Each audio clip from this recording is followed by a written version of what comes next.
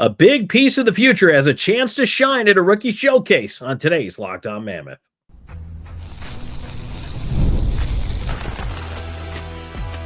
You are Locked On Mammoth, your daily podcast on the Utah Mammoth, part of the Locked On Podcast Network, your team every day. Hello, everyone, and welcome in once again to Locked On Mammoth. I'm veteran NHL voice Tom Callahan, joined by longtime team analyst Robin Leaño, and together we bring you the Locked On Mammoth podcast.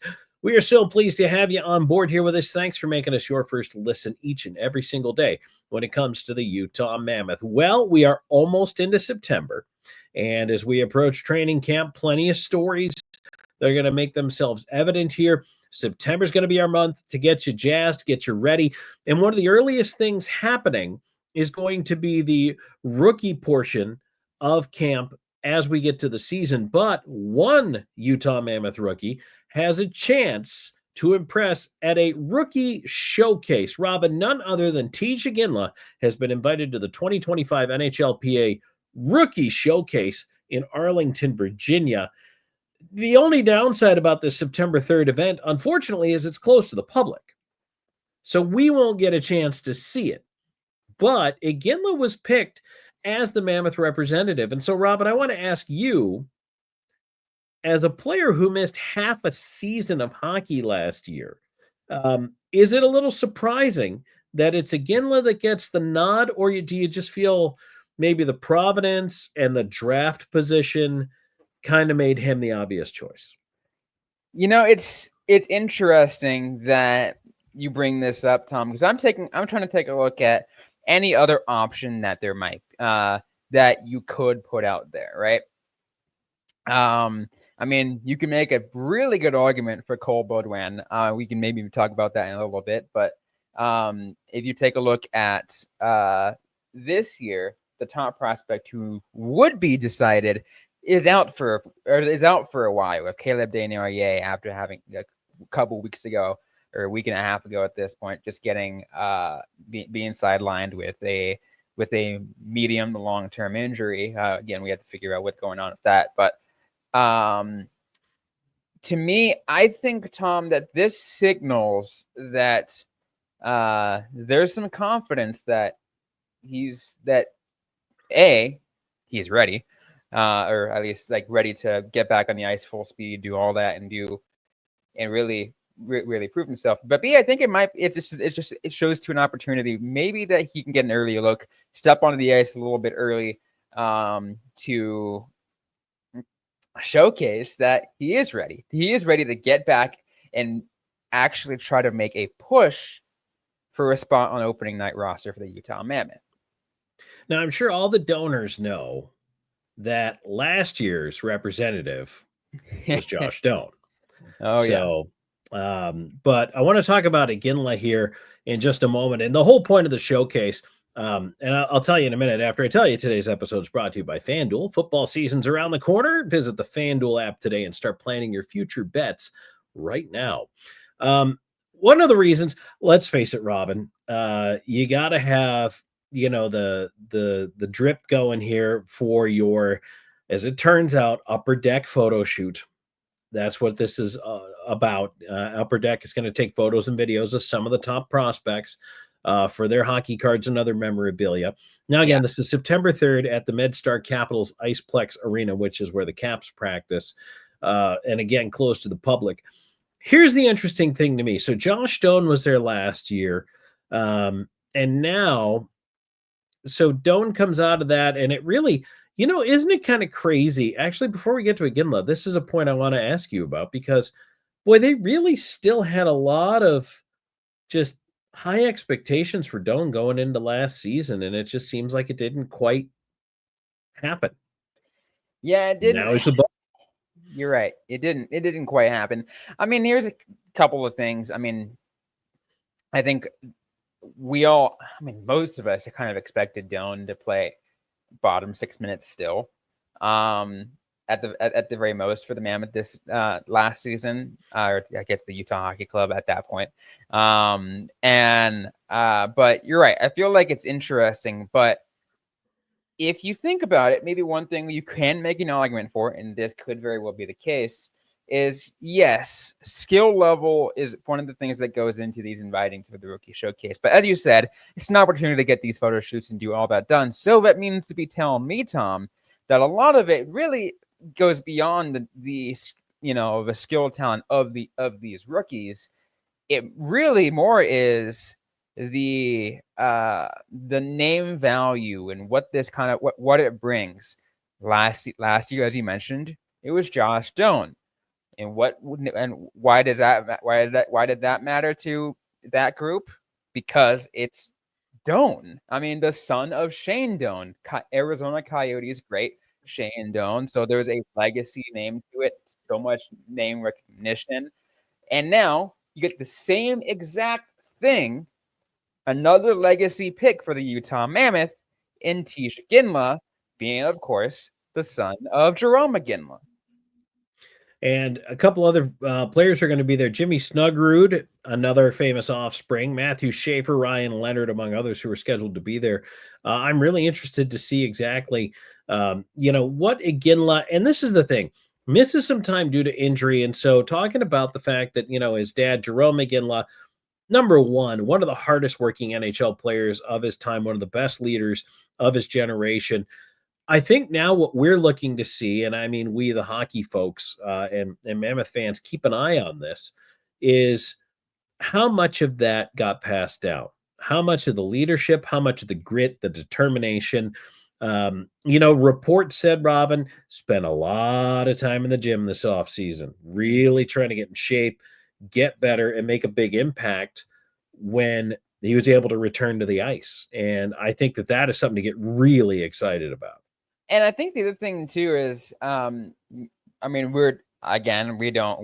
not there. We're not behind closed doors, so we can't really confirm as much. But you'd only assume that it didn't start there. Maybe during his recovery, he did as much dry land, off ice, non-impact based off injury kinds of workouts that he's able to do so he can stay fit. Because if you're just sidelined and sitting for the entire time you're injured, I can say this, Tom, like and I think anyone who's been an athlete before or knows what it means to be in competing, whether it's in a recreational, high school sports, college sports, whatever, if you sit around for way too long and just don't do anything, when you get back out there, you're out of shape. It's so hard. Like, yes, it is like riding a bike. You know what you're doing, but your muscles might take a little bit to catch up. Your muscles, your lungs, your everything takes a while to catch up. So maybe that's a whole aspect we didn't see from Iginla's recovery, and maybe that kind of played a huge impact into how well he's able to get back on the ice. He looked pretty good at Dev Camp, so that's a good thing to see. And I think they feel comfortable heading into the season. All signs have indicated he's going to be ready. Now, look, I know it was non-contact for him at Dev Camp. He didn't get to actually scrimmage. Mm-hmm. Had the "Don't Touch Me" jersey on. I get that. But it's the "Don't Touch Me" jersey. But that doesn't worry me so much because he was able to participate in just about everything. And now the space between here is another couple of months. To me, and that's the other thing, quite frankly, I don't think he not only is invited, but then accepts this invite without being at 100%.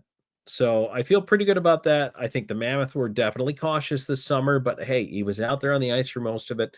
And I think that bodes very, very well for where Iginla is and how ready he's going to be for the upcoming season. So something to get excited about, I think.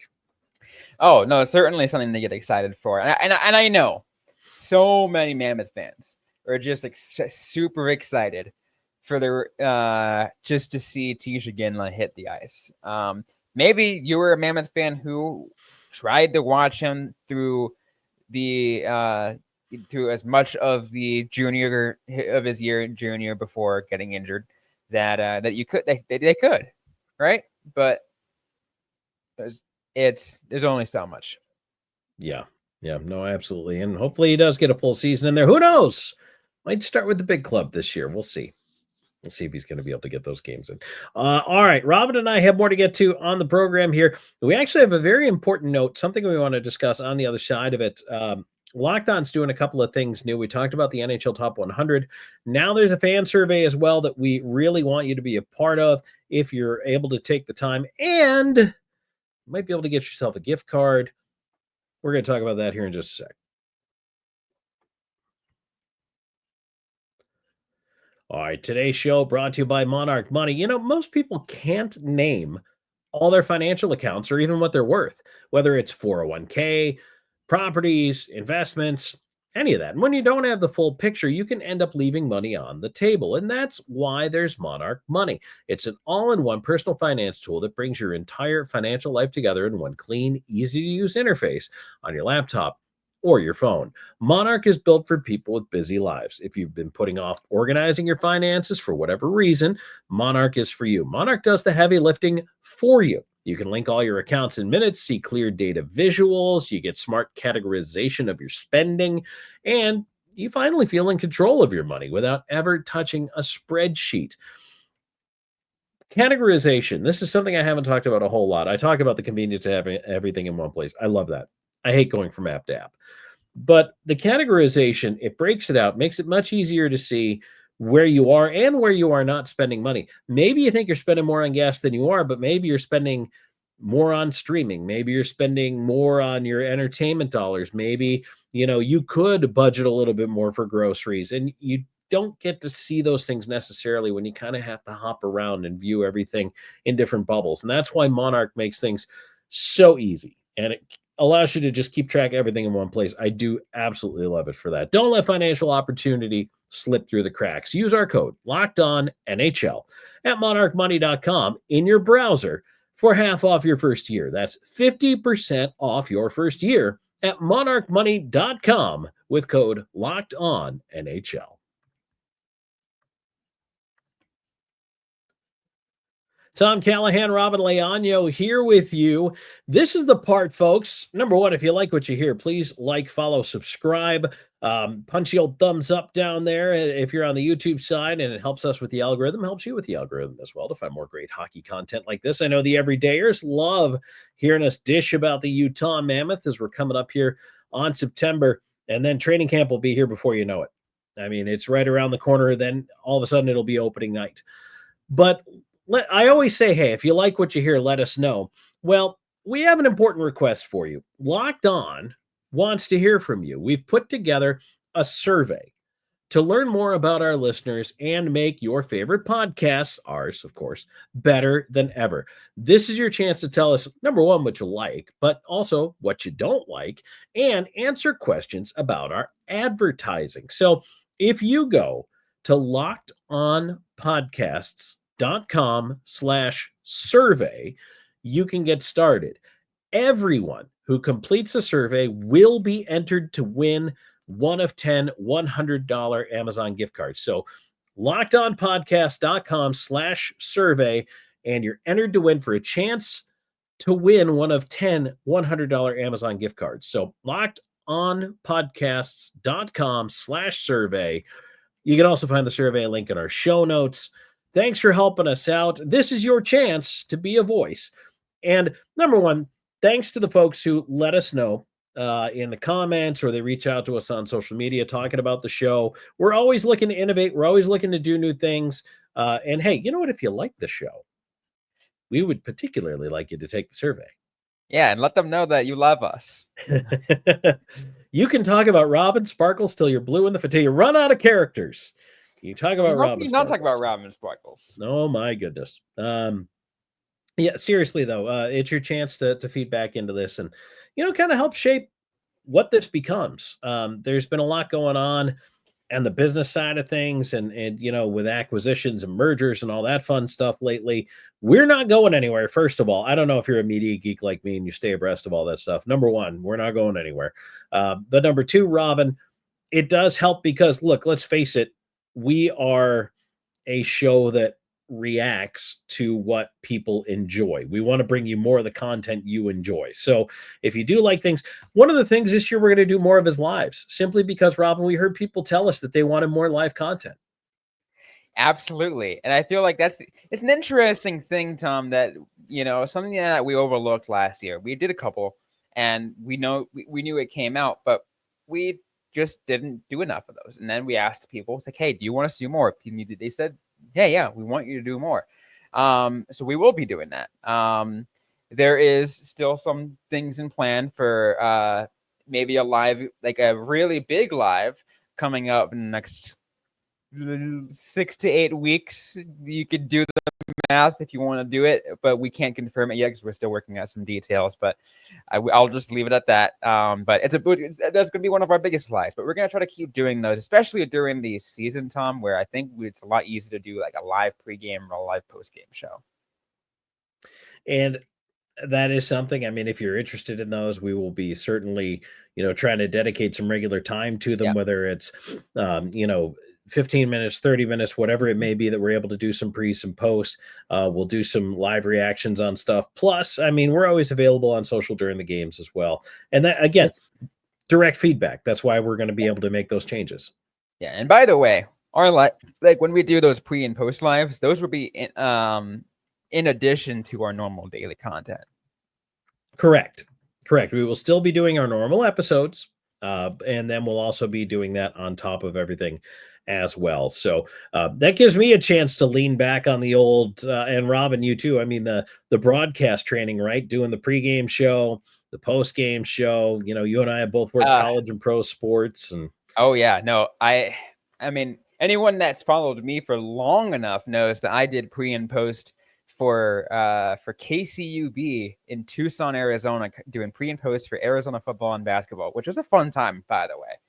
I'll never forget those days until some things happened, and that ended up having me leave that station. If you've been around for a long time, you know the story. The everydayers, the longtime everydayers, definitely they know the story. Yes, for sure they do.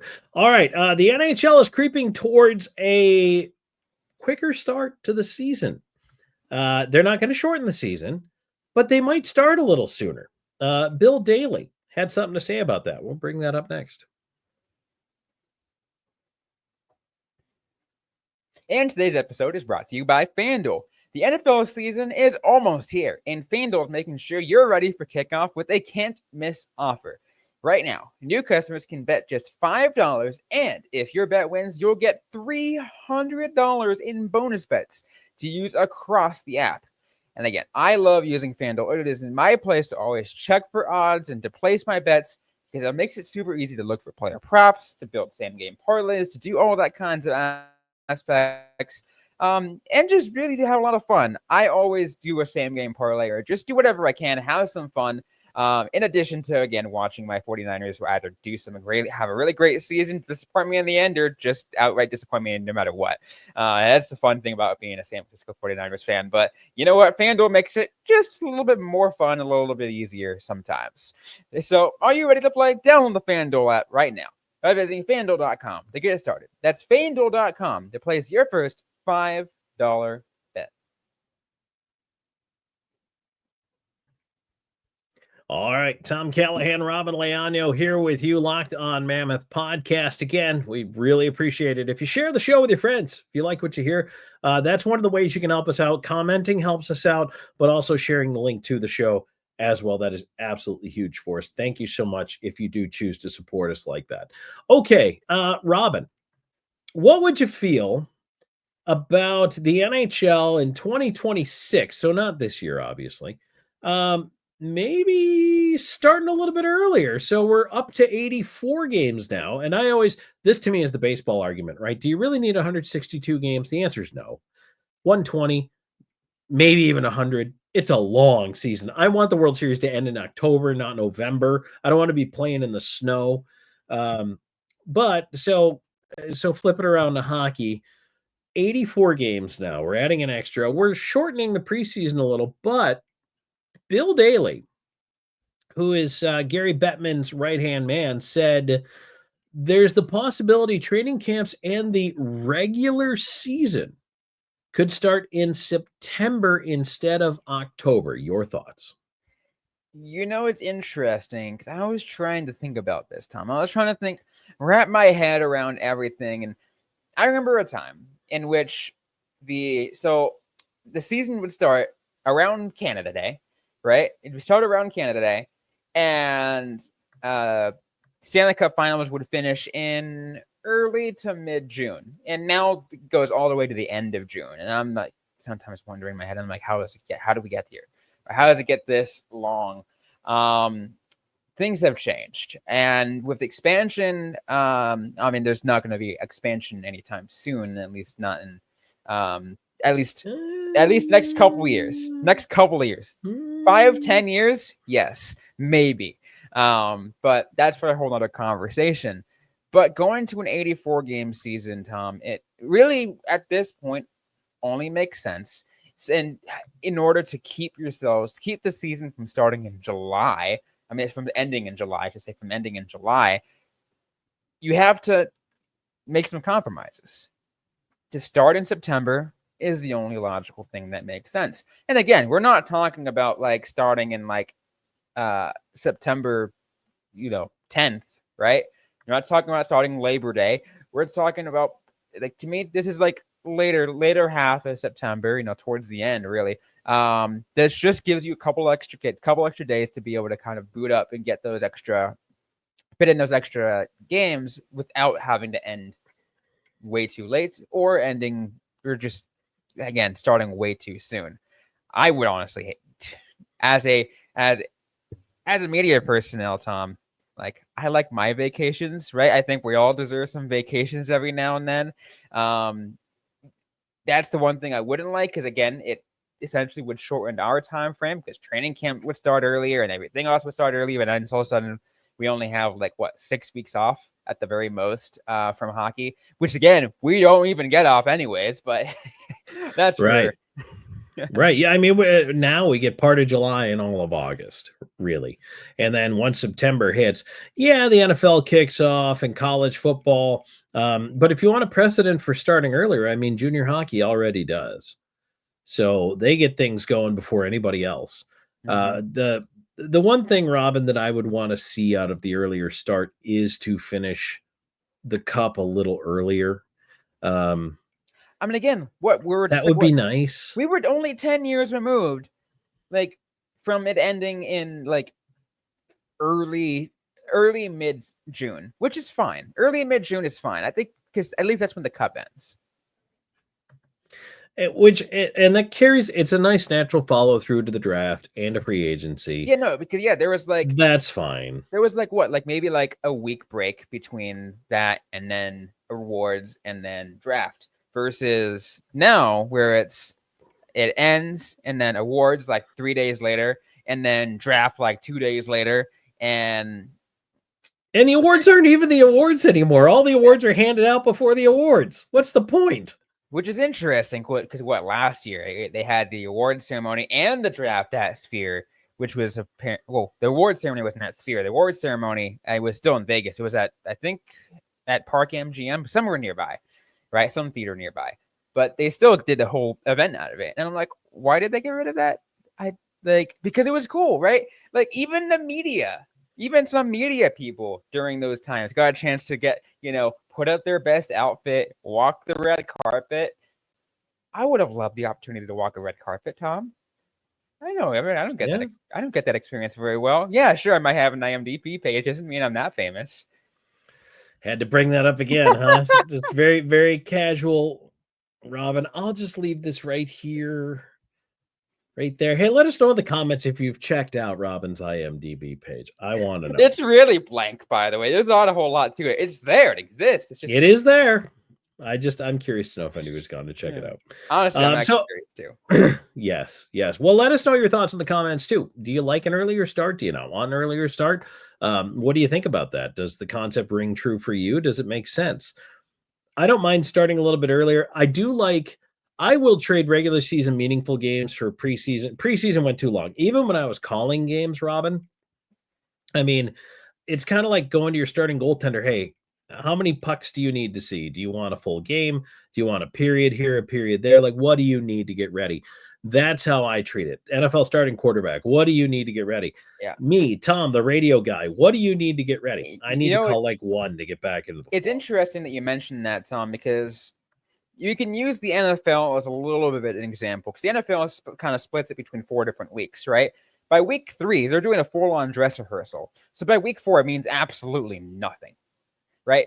Week 4, it's like week 1 and week 4 mean nothing. The Buffalo Bills did not play Josh Allen a single down of the preseason. Josh Allen did not take one snap in a preseason football game.